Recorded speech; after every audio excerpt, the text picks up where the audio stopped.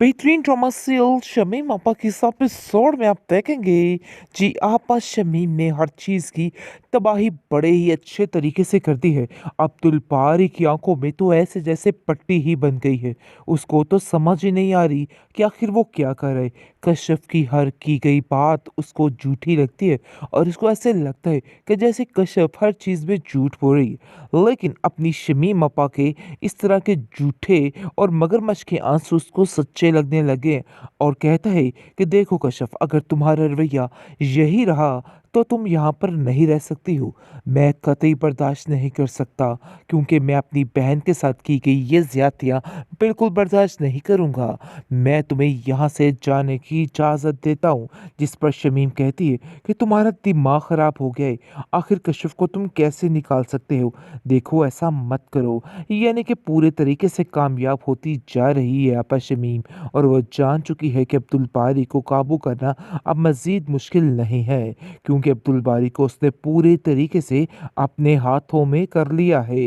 लेकिन कश्यप की अब किसी बात का किसी को कोई यकीन नहीं हो रहा है, और वो कहती है कि मुझे ऐसा लग रहा है कि मुझे आप लोगों को यकीन दिलाना ही नहीं चाहिए, क्योंकि मैं अब्दुल बारी को जितना यकीन दिलाने की कोशिश कर रही हूँ, ये उतना ही सर पे चढ़ता जा रहा है। और बात यही है कि ज़्यादा ही सर चढ़कर बोलने लग गया, क्योंकि वो जानता तो था कि नसीम और आपा शमीम किस किस्म की थी, लेकिन इसके बावजूद उसको आज उनकी कोई भी गलती गलती नहीं लग रही, बल्कि उसको ऐसा लग रहा है कि वही सच बोल रहे हैं और बाकी सब झूठ बोल रहे हैं। वो शमीम से कहता है कि बस मुझे एक बात की टेंशन है कि नसीम आपा जो इधर आके बैठ चुकी हैं, ये बहुत ही बड़ी गड़बड़ की है उन्होंने, क्योंकि उनका यहाँ पे रहना बिल्कुल भी ठीक नहीं है, क्योंकि सादिक भाई ने साफ साफ कह दिया है कि वो उनके साथ नहीं रहेंगे।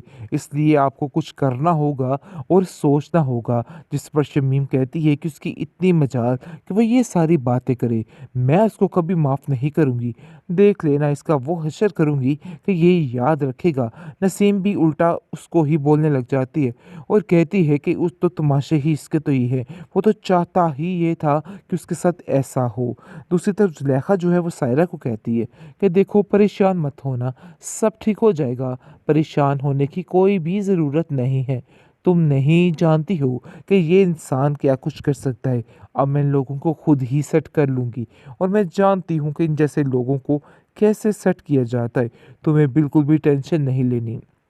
लेकिन सायरा कहती है कि पता नहीं क्यों मुझे ऐसा लग रहा है कि मुझे रज़ा की बात का यकीन कर लेना चाहिए, क्योंकि हो सकता है वो सच बोल रहा हो। वो कश्यप से बात करती है और कहती है कि ऐसे ऐसे बात हो रही है सारी, और देखो मैं क्या करूं, मुझे तो कुछ समझ नहीं आ रही कि क्या फ़ैसला किया जाए और क्या नहीं किया जाए, क्योंकि वो तो जानती ही नहीं कि कश्यप अपने घर में खुद एक ऐसी जंग लड़ रही है जिसमें कोई भी उसका साथ नहीं दे रहा। बेचारी अकेलम अकेली पता नहीं क्या क्या बर्दाश्त करने की कोशिश कर रही है, और वो जानती है कि कोई भी उसका साथ देने को तैयार नहीं है, लेकिन सायरा से हर बात को छुपाती है। सायरा इसको कहती है कि मुझे ऐसा लगता है कि जैसे तुम परेशान हो, कोई ना कोई तो ऐसी बात है दिल में तुम्हारे जो तुम मुझे नहीं बता रही।